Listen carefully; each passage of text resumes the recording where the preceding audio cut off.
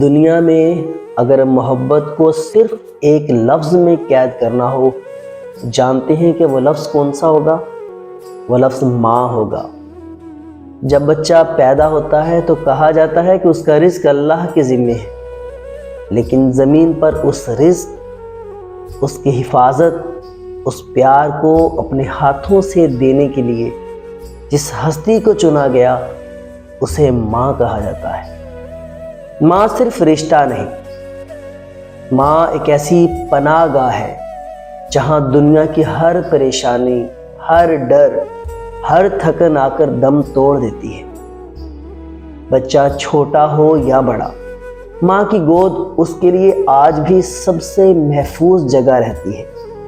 ذرا بچپن کو یاد کیجیے، ہلکا سا بخار ہوتا تھا، ساری دنیا سو رہی ہوتی تھی، لیکن ایک وجود جاگ رہا ہوتا تھا۔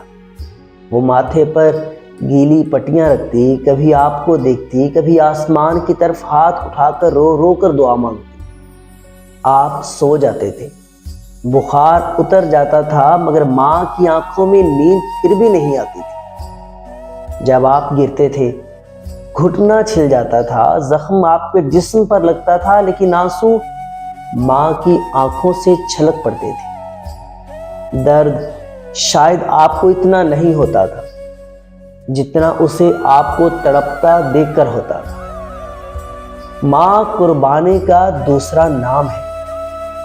جو عورت آپ کے لیے اپنی نیند، اپنی خواہشات اور اپنا آرام قربان کر دے، اس کے ساتھ سخت لہجے میں بات کرنا بھی بڑا نقصان ہے، بڑا گھاٹے کا سودا ہے۔ اگر آپ کی ماں زندہ ہے تو یقین جانیے آپ دنیا کے خوش نصیب لوگوں میں سے ہیں۔ اس کے پاس بیٹھیں، اس کے سر پر ہاتھ پھیریں، اس کے پاؤں دبائیں، اس کی پرانی باتیں سنیں، کیونکہ ایک وقت آئے گا جب آپ کے پاس باتیں ہی ہوں گی، یادیں ہوں گی، مگر ماں نہیں ہوگی۔ اور اگر آپ کی ماں اس دنیا میں نہیں رہی تو آپ خوب جانتے ہوں گے کہ اس کے کھانے کی خوشبو، اس کی آواز، اس کی دعائیں آج بھی دل کے اندر کہیں نہ کہیں زندہ ہیں۔